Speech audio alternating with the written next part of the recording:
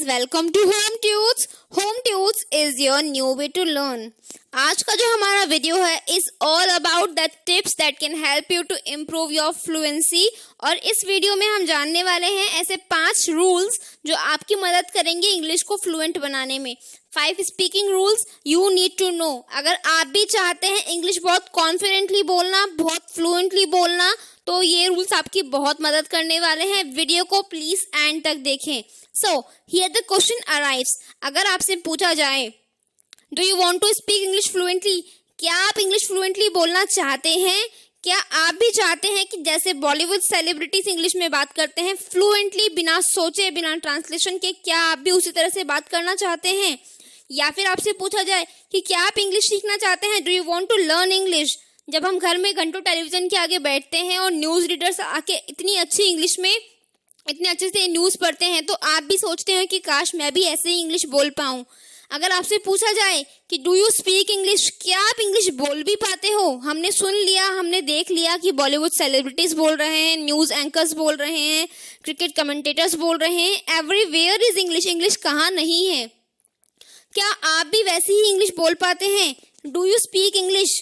आपका जवाब या तो यस में होगा या तो मे बी नॉट में होगा. ठीक है. अगर आपसे पूछा जाए कि आप इंग्लिश बोलना क्यों सीखना चाहते हैं या आपके लिए इंग्लिश क्यों ज़रूरी है, तो आपके पास ऐसे कौन सी रीजंस हैं, ऐसी कौन सी लिस्ट है जो आप लोगों को बता सकते हैं कि इंग्लिश हमारे लिए ज़रूरी है? देखिए, इंग्लिश हम सभी के लिए ज़रूरी है. Be it a job interview और maybe of marketing company जहाँ पे आप काम कर रहे हो. आज के टाइम में सभी प्राइवेट कंपनीज का सारा काम इंग्लिश में होता है. चाहे हमें फर्दर एजुकेशन के लिए अब्रॉड जाना हो, उसके लिए हमें इंग्लिश आनी ज़रूरी होती है. इवन इफ नहीं भी तो अगर हम सिंपली घूमने के लिए भी बाहर जाते हैं, अदर कंट्रीज में जाते हैं, तो इंग्लिश आना हमारे लिए बहुत ज़रूरी है. देखिए, अगर हम हमारी कंट्री की ही बात कर लें, यहाँ का सारा ऑफिशियल वर्क अभी भी इंग्लिश में ही हो रहा है. इंग्लिश हम सभी के लिए बहुत ज़रूरी है. तो हम सभी चाहते हैं ना कि हम इंग्लिश बोलें और बहुत अच्छे से, बिना रुके, बिना अटके, फ्लुएंटली इंग्लिश बोलें.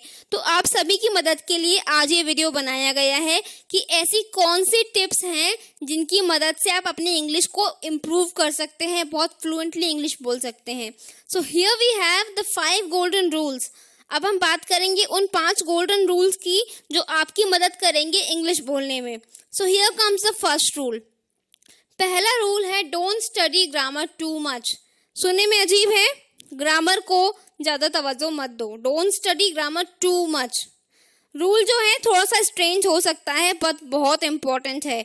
देखिए, if you want to pass examination, यदि हमें कोई एग्ज़ाम पास करना है तो हम स्टडी ग्रामर करेंगे, तो क्योंकि तब वो हमारे लिए ज़रूरी है. लेकिन if you want to become fluent in English then you should try to learn English without studying the grammar.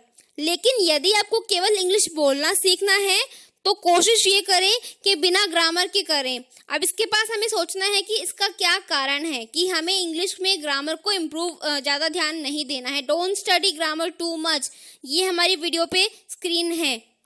अब इसका कारण क्या है? Reason. What is the reason that we should avoid grammar from English speaking? सबसे important reason ये है कि you will think about the rules. जब हम इंग्लिश में सेंटेंस क्रिएट करते हैं ना, फ्रेम करते हैं, तो हम ग्रामर के रूल्स सोचने लग जाएंगे. अब ये क्या होगा, जब हमने ग्रामर के रूल्स में दिमाग लगाना शुरू किया तो हमारी स्पीड घट गई. जबकि हमें तो इंग्लिश फ्लुएंटली बोलनी थी, बिना रुके बोलनी थी. लेकिन जैसे ही हमने सेंटेंस फ्रेम करना शुरू किया, हमारे दिमाग में ग्रामर के रूल्स आ गए. अच्छा, मुझे पास्ट टेंस यूज़ करना है, अच्छा मुझे पास्ट इंडेफिनिट यूज़ करना है, या फिर मुझे सिंपल प्रेजेंट टेंस यूज़ करना है. जबकि एक प्रो यानी कि एक नेटिव इंग्लिश पर्सन जो है ना, वो कभी भी ग्रामर बेस्ड पे इंग्लिश नहीं बोलता है. Hardly 20% of the native speaker knows all the grammar rules. Grammar rules आना ज़रूरी नहीं है. अब आप सोचेंगे ऐसा क्यों है? देखिए, अगर आपको इंग्लिश फ्लुएंटली बोलनी है तो कोशिश ये कीजिए कि ग्रामर को अवॉइड करें. Grammar will only slow you down. वो आपकी स्पीड को घटाएगा, आपको कंफ्यूज करेगा. अच्छा, मुझे वर्ब की सेकंड फॉर्म लगानी है, हैव आई है तो थर्ड फॉर्म लगानी है. Avoid this. आपको किसी ने नहीं सिखाया था थैंक यू कैसे बोलना है, थैंक यू में क्या वर्ब है, क्या प्रोवर्ब है, या सॉरी बोलना है तो सॉरी किसके साथ यूज़ करना है. आई के साथ एम लगाते हैं, यू के साथ आर लगाते हैं. ये हमारे सबकॉन्शियस माइंड ने सेव कर लिया क्योंकि हमने रिपीटेडली लोगों को बोलते हुए सुना. हमने यहाँ पे किसी ग्रामर को नहीं सीखा. I am Kiran, I am in particular school. तो यहाँ पे हमने वो सब चीज़ें सीखी हैं जो ग्रामर से परे है, क्योंकि यहाँ पे हमें केवल लोगों को सुनना है, रिपीट करना है, और जब हम उस चीज़ को रिपीटेटिवली बोलते जाएंगे तो हमारा अनकॉन्शियस माइंड वो सारा डाटा सेव कर लेगा, और जब हम उसको आगे जाके बोलने की प्रैक्टिस करेंगे तो वो टाइम टेकिंग नहीं होगा। इससे क्या होगा, इससे हमारी इंग्लिश फास्ट हो जाएगी, फ्लुएंट हो जाएगी। तो हाउ वॉज द टिप, थी ना इम्पोर्टेंट। पहली टिप जो हमारे लिए बहुत ज़रूरी थी वो है कि don't study grammar too much, don't be grammar Nazi. आपने ग्रामर सीख लिया, आपने एग्जाम्स पास कर लिए, ग्रामर उतनी ही ज़रूरी है हमारे लिए। जब हम इंग्लिश स्पीकिंग की बात करते हैं, we need to know the fluency, not the grammar. Second, another important tip is to learn phrases. Now phrases क्या होते हैं? फ्रेजेस ना वो स्मॉल सेंटेंसेस होते हैं जिनका यूज हम इंस्टेंटली कहीं भी कर सकते हैं। We have already made a previous video about phrases which are useful to us. हमने पहले ही सीख लिया है थैंक यू का यूज करना, सॉरी का यूज करना। These are the very general phrases. अब आप सोचेंगे कि फ्रेजेस क्यों सीखे हम, या फ्रेजेस हमारे लिए क्यों ज़रूरी हैं। देखिए सिंपल सी बात है, अगर हमारे पास 1000 वर्ड्स की वोकेबलरी भी है, अगर मेरे को 1000 वर्ड्स की वोकेबलरी में मतलब मैं जानती हूँ, उन वर्ड्स का मीनिंग जानती हूँ, उनको कहाँ यूज़ करना है ये जानती हूँ, और स्टिल मैं उनमें से एक भी सेंटेंस करेक्ट नहीं बना पाती हूँ क्योंकि मुझे यही नहीं पता उनका यूज़ कैसे करना है या उनके साथ कौन सा ग्रामर का रूल लगाना है, तो मेरे कोई भी सेंटेंस करेक्ट नहीं होंगे। क्लियर है? अगर मेरे को वोकेबलरी में 1000 वर्ड्स भी आते हैं तो मैं उन सबको जमा के एक करेक्ट सेंटेंस नहीं बना सकती हूँ क्योंकि मुझे उनके पीछे की डिटेल्ड नॉलेज नहीं है। सिमिलरली अगर मुझे केवल 10 फ्रेजेस मालूम हो जाएं, केवल 10 फ्रेजेस, तो मैं उनसे पॉसिबली 100 सेंटेंस बना सकते हैं। ये हमारे हाथ में, क्योंकि फ्रेजेस का और कोई तरीका नहीं होता है, केवल आपको फ्रेज ऐड करनी होती है। Way to go, good job, well done, you are the man, thumbs up, you rock, thank you, sorry, where are you, hey what's up. These are the things or the phrases we need to know in our day-to-day conversation. ये सब हमारे लिए बहुत ज़रूरी है। अगर मुझे इनमें से 10 आती हैं तो मैं 100 सेंटेंस क्रिएट कर सकती हूँ। सिमिलरली अगर मुझे 500 फ्रेजेस आती हैं तो आई विल बी सरप्राइज कि मैं कितने और सेंटेंसेस करेक्टली बोल सकती हूँ। अगर आपको इससे भी ज़्यादा फ्रेजेस आती हैं तो you will be almost surprise कि आप एक कितने अच्छे फ्लुएंट स्पीकर बन सकते हैं। जब हमारे पास एक छोटा बच्चा होता है ना, जब वो हिंदी बोलना सीखता है तो वो हिंदी को कैसे सीखता है? वो सुनता है अपने पेरेंट्स को, वो ऑब्जर्व करता है अपने आसपास की चीज़ों को, वो कोई क्लासेस नहीं लेता है, वो कोई कोचिंग सेंटर नहीं जाता है, वो नहीं सीखता है। इनफैक्ट उसको लिखना भी नहीं आता है, उसको पढ़ना भी नहीं आता है। तो इंग्लिश पढ़ना आना, इंग्लिश लिखना आना, ये सब ज़रूरी नहीं है। एक टाइम के लिए आए तो बहुत अच्छी बात है, लेकिन इनिशियली हमारे लिए वो सब ज़रूरी नहीं है। केवल ऑब्जर्व करिए चीज़ों को, जैसे छोटा बच्चा करता है। आप धीरे धीरे लोगों को सुनेंगे, अब उसको प्रैक्टिस करेंगे, आपके माइंड में वो डाटा फीड हो जाएगा, और जब आप उसको बोलने की कोशिश करेंगे तो वो एकदम एक्यूरेट आएगा। So this is the pro tip for you guys, learn phrases to make it more perfect English. अब बारी आती है थर्ड रूल की। तो थर्ड रूल ऐसा क्या है जो हमारे लिए इतना ही ज़रूरी है? वो है डोंट ट्रांसलेट। ट्रांसलेट का मतलब क्या होता है? अनुवाद करना। देखिए जब भी हम किसी वर्ड को सुनते हैं हम हमारे माइंड में उसकी हिंदी बनाते हैं, क्योंकि हिंदी हमारी मदर टंग है, हमें उसके सारे वर्ड्स पता हैं, सारी वोकेबलरी पता है। ऐसे ही हमें इंग्लिश की भी वोकेबलरीज पता है, हमें उनके भी वर्ड्स पता हैं, इसलिए हम पहले उनको ट्रांसलेट करते हैं। अच्छा, गुड मॉर्निंग इसका मतलब है कि मुझे मॉर्निंग विश कर रहा है। कम टू माई कैबिन इसका मतलब है कि मुझे कैबिन में बुला रहा है। हमने सीधा उस वर्ड को नहीं पकड़ा, हमने उसको लिया, उसका ट्रांसलेट किया। अब जब मुझे इसका आंसर देना होगा तो मैं यही करूँगी, कम टू माई केबिन। अच्छा मैं आती हूँ, इसको इंग्लिश में कैसे बोलेंगे? तो सोचने में मैंने 5 मिनट वेस्ट कर दिए। अब क्या हुआ, मेरी इंग्लिश तो फ्लुएंट हुई नहीं। जो मैंने सोचा, जो मैंने ट्रांसलेट किया, उसको मेरे मुंह से निकलने में मैंने अपना सारा समय वेस्ट कर दिया। इसका मतलब क्या है? हमें ट्रांसलेशन नहीं सीखना है। Avoid translation. प्रॉब्लम क्या है? ऐसा करने के साथ क्या प्रॉब्लम है? देखिए जब हम ट्रांसलेशन करते हैं तो क्या होता है ना कि हम सारे रूल्स याद करने लग जाते हैं। कई बार ऐसा होता है कि जो हमने हिंदी का वर्ड सीखा और वो जो हम इंग्लिश वर्ड्स उसको ट्रांसलेट करने की कोशिश कर रहे हैं, उन दोनों वर्ड्स का मतलब बिल्कुल अलग अलग होगा। ओके, कई बार क्या होता है, जो हमारी मदर टंग होती है उस वर्ड के लिए बिल्कुल डिफरेंट होती है, वो हमने कभी सुना ही नहीं होता है, उसको हम यूज़ ही नहीं कर पाते हैं। तो इट शुड बी ऑटोमेटिक, आपके मन से ऑटोमेटिकली वो शब्द निकलने चाहिए जो आप बोलने की प्रैक्टिस कर रहे हो। जब भी हम इंग्लिश बोलेंगे, उसको ट्रांसलेट करेंगे, तो हम लोग क्या करेंगे, ग्रामर के रूल इनकॉर्पोरेट करने लग जाएंगे जो हमने अभी तक सारे सीखे थे। 10वीं 12वीं में अपने जो कुछ भी सीखा है, passive, inactive sentences, mix sentences, वो सब आप यहाँ पे सीखने लग जाएंगे और इन सब के बीच में आपकी स्पोकन आप बिल्कुल भूल जाएंगे। You will be trying to incorporate grammar rules that you have learned all your life. अगर आपने ऐसा कर लिया तो आप इंग्लिश नहीं बोल सकते हैं, दैट इज फॉर श्योर। तो ये हमें अवॉइड करना है। क्या अवॉइड करना है हमें अवॉइड करना है so think in native language, फिर उसका इंग्लिश में ट्रांसलेशन करना। ये रॉन्ग तरीका है इंग्लिश बोलने का। हम चाहते हैं कि हम उस चीज को ऑटोमेटिकली ही बोलें। किसी ने अगर हमसे इंग्लिश में बात की है तो हम उसको ऑटोमेटिकली इंग्लिश में ही आंसर करें बिना किसी ट्रांसलेशन के, तभी हमारी इंग्लिश फ्लुएंट हो सकती है। और ऐसा करने का केवल एक ही तरीका है, आपको इंग्लिश की प्रैक्टिस करनी पड़ेगी। जब आप किसी को सुन रहे हो या आप न्यूज़ एंकर्स को सुन रहे हो या आप कोई बॉलीवुड मूवी देख रहे हो, उसके नीचे अगर कोई सबटाइटल्स आ रहे हैं, आप उनको पढ़ रहे हो, keep repeating it, keep practising it. जब आप उसको 10 बार अपने माइंड में बोलोगे ना लाउडली, तो आपके दिमाग में वो बात सेव हो जाएगी और फिर जब आपको अचानक से वो याद आएगा तब आप उसकी सही प्रोनाउंसिएशन के साथ उसको बहुत ईजिली बोल सकते हो। केवल एक यही तरीका है जो आपकी इंग्लिश को फ्लुएंट बना सकता है। अब बारी आती है सबसे इम्पोर्टेंट रूल की, वो है थिंक इन इंग्लिश। जब हम इंग्लिश में ट्रांसलेशन नहीं कर सकते हैं, इसका मतलब यही है कि हमें इंग्लिश में ही सोचना है। हमारा दिमाग जो है ना, वो एक थिंक टैंक है, उसके पास बहुत सारी वोकेबुलरी है, उसके पास बहुत सारा डाटा है, केवल आपको वो यूज़ करना है और उसको कैसे सीखना है, मतलब कैसे हमें इंग्लिश बोलनी है, वो आपके दिमाग को आपको गाइड करना है। How to think in English, how to think in English, आपका ब्रेन कैसे इंग्लिश में सोचेगा, ये आपको उसको गाइड करना है।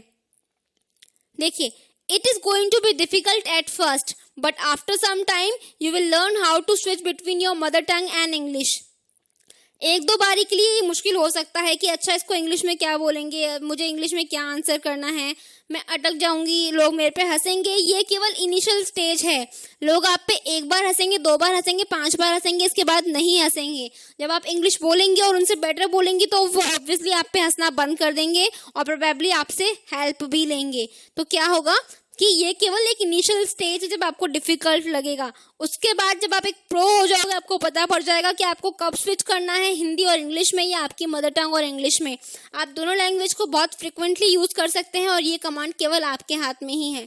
अब ऐसा करने के लिए हमें क्या करना है कि हमारा दिमाग कैसे थिंक इन इंग्लिश करे, ये तो बहुत जरूरी है ना। ये तो मैंने कह दिया कि इंग्लिश में सोचो, लेकिन कैसे सोचेंगे, इसके लिए जरूरी है talk to yourself. Talk to yourself क्या होता है, देखिए, आपने कुछ शब्द पढ़े, आपने उनको रिपीट करना है। Reading and listening is not enough, केवल पढ़ना और सुनना जरूरी नहीं है। Practice speaking what you here, जो आपने सुना उसकी प्रैक्टिस करना भी उतना ही जरूरी है ताकि आप फ्लुएंट बन सकें। ये हमारा नेचुरल ऑर्डर होता है दिमाग का कि जो हमने सुना है, जो हमने पढ़ा है, अब हम उसको बोलें। तो practice few minutes a day in front of mirror. अगर आपने कहीं से 4 बातें इंग्लिश की सुनी है, आप उसको कांच के सामने खड़े हो जाइए और रिपीटेडली लाउडली बोलते जाइए। लाउडली इन द सेंस कि आप अपने दिमाग तक वो आवाज़ें पहुंचनी चाहिए, उस वर्ड की सही प्रोनाउंसिएशन क्या है, उसके साथ कौन सी हमें ग्रामेटिकल रूल्स लगाने हैं, वो सब आपके माइंड में ऑटोमेटिकली डाटा फीड हो जाना चाहिए। This will help you to improve your English. So the next point is speak slowly. जब हम नई किसी चीज़ को स्टार्ट करते हैं ना, कोई भी नया लैंग्वेज होता है, चाहे वो हिंदी ही हो, छोटा बच्चा जब हिंदी बोलना शुरू करता है तो वो सारे वर्ड करेक्ट नहीं बोलता है, ना ही वो इतना फ्लुएंटली हिंदी में बात करता है, वो रुक रुक के सोच सोच के बात करता है। तो हमें भी यही करना है। जो हमने लिसन किया, मतलब जो हमने सुना, उसको हमने अंडरस्टैंड किया, उसके बाद उसकी इंग्लिश की हम प्रैक्टिस कर रहे हैं क्लियर बोलने के लिए, तो हमें क्या करना है, स्पीक स्लोली, धीरे धीरे बात करनी है। ऐसा करने से क्या होगा, देखिए, ऐसा करने से ये होगा कि जब हम किसी की बात को, अपनी बात को आगे कन्वे कर रहे हैं तो हम उसकी बात को अच्छे से समझ सकते हैं। It gives you more time to think what to say. ऐसा करने से क्या होगा, हमें टाइम मिल जाएगा कि हमें क्या कहना है। मतलब हमारे पास जब हमने एक सेंटेंस बोल दिया है, हम बोल रहे हैं, तब तक हमारा दिमाग आगे की बात सोच सकता है। Also it will make our speech clear. जब हम धीरे बोलते हैं तो हमारी स्पीच ज़्यादा लोगों को समझ में आती है। तो इससे क्या होगा, other people can understand you better. अब यहाँ पे क्या होगा कि आप हो सकता है बहुत अच्छी या बहुत फ्लुएंटली इंग्लिश नहीं बोल रहे हैं, लेकिन बाकी लोग आपकी बात को समझ रहे हैं। कई बार ऐसा होता है कि हमने वहाँ पे ग्रामर का रूल सही नहीं यूज किया था, लेकिन हमने हमारा मैसेज कन्वे कर दिया। इसका रीज़न यही था कि हमने अपनी बात को लोगों को समझने का टाइम दिया। So speak slowly. अब हम स्पीक स्लोली के लिए क्या करेंगे, हम उन लोगों को फॉलो करेंगे जिन्होंने अभी अभी इंग्लिश बोलना शुरू किया है। Try to follow to those who just start to speak English. यहाँ पे जो हमने एक विजुअल डायग्राम लिया है ना, यहाँ पे देखिए दो अंतर हैं। एक जो फर्स्ट पर्सन है ना, उसके दिमाग में सारी वोकेबलरी आ रही है, वो उतना ही फ्लुएंटली बात कर रहा है। लेकिन जो सेकंड पर्सन है, उसने अभी अभी स्टार्ट किया है इंग्लिश बोलना, उसके पास वोकेबलरी कम है, उसके पास शब्द कम है, तो उसकी स्पीड भी धीरे है। और जब वो धीरे बात कर रहा है तो वो अपनी बात को और अच्छे से समझा पा रहा है, ताकि वो जो सामने वाला इंग्लिश बोल रहा है वो उसकी बात को समझ सके। Speak slowly to make it effective. जब हम किसी लैंग्वेज को सीखते हैं तो गोल्डन रूल यही है कि धीरे धीरे बोलिए। जब हम धीरे धीरे हर एक वर्ड को प्रैक्टिस करेंगे तो वो हमारे शब्द क्लियर होते जाएंगे और इफेक्टिव होते जाएंगे। अब ऐसा करने के लिए हम क्या करें, ऐसा करने के लिए आप एक पार्टनर का सिलेक्शन कीजिए। अब आप सोचेंगे पार्टनर कहाँ से मिलेगा। देखिए, अगर आपके साथ आपकी फैमिली में कोई इंग्लिश बोलना चाहता है तो आप उसके साथ ही प्रैक्टिस कर सकते हैं। अगर नहीं तो ये वाला वीडियो आप अपने 4-5 फ्रेंड्स के साथ शेयर कीजिए। अगर उसमें से कोई इंटरेस्टेड होता है तो आप उसके साथ इंग्लिश बोलने की प्रैक्टिस कीजिए। अगर आपको लगता है कि नहीं, मेरे यहाँ पे मेरा कोई फ्रेंड इंग्लिश नहीं बोलना चाह रहा है, तो ऐसी बहुत सारी वेबसाइट्स हैं जहाँ पे हमें कॉन्वर्सेशन पार्टनर्स मिल सकते हैं जो कि अपनी नेटिव भाषा को छोड़ के इंग्लिश बोलना चाहते हैं। As if some Gujarati people who wants to learn English और some Punjabi people who wants to learn English। तो यदि हम उनसे अपना पार्टनरशिप, मतलब उनसे हम कॉन्वर्सेशन पार्टनर उनको बना लेते हैं, तो वो भी इंग्लिश नहीं जानते हैं, वो भी हमारी तरह सीख ही रहे हैं। तो हमें ऐसा एक पार्टनर मिल जाएगा जो कि न्यू है, जो हमारी बात को इजीली समझ सकता है और हमारे ही लेवल का है। इसके अलावा यदि आप कुछ और करना चाहते हैं तो कॉल सेंटर्स में फ़ोन कर लीजिए, कुछ इमेजिनरी सिचुएशन बता दीजिए कि मेरे फ़ोन में ये टेक्निकल प्रॉब्लम आ रही है, अब मैं क्या करूं। तो ऐसा करके वहाँ पे लोग हमें जज नहीं करेंगे, उनका काम हमें जज करना नहीं है। वो आपको नहीं बोलेगा कि आपकी इंग्लिश करेक्ट नहीं है या आपकी इंग्लिश में बहुत सारी मिस्टेक्स हैं या फिर आप बहुत गलत प्रोनाउंस कर रहे हो। वहाँ पे आपको कोई जज नहीं करेगा, वो लोग अपना काम करेंगे, वो आपको इंग्लिश में आंसर देंगे, आप उनसे इंग्लिश में क्वेश्चन पूछेंगे, तो यहाँ पे भी एक कॉन्वर्सेशन बन सकता है। तो ऐसे करके जहाँ पे भी पॉसिबल हो कॉन्वर्सेशन पार्टनर सिलेक्ट कर लो। आप फ़ोन कंपनीज को कॉल कर सकते हैं, आपके घर में कोई टीवी है आप उस टीवी वाले को फ़ोन कर सकते हैं, वो भी आपसे इंग्लिश में ही बात करेगा। तो जहाँ तक पॉसिबल हो तो ट्राई हमें यही करना है कि हमें जो पार्टनर मिले वो इंग्लिश में हमसे बात कर सके और हमें जज नहीं करे। So these are the tips that will help you to grow of your English. जैसे आपकी मदद करेगा कि आपकी इंग्लिश कितनी जल्दी बेहतर हो सकती है, कितना आप फ्लुएंटली बोल सकते हैं। Keep practising. Thank you for watching the video. Please like the video, share with your friends and family, subscribe to my channel. Also, don't forget to press the bell icon to get regular updates from my channel. Thank you so much.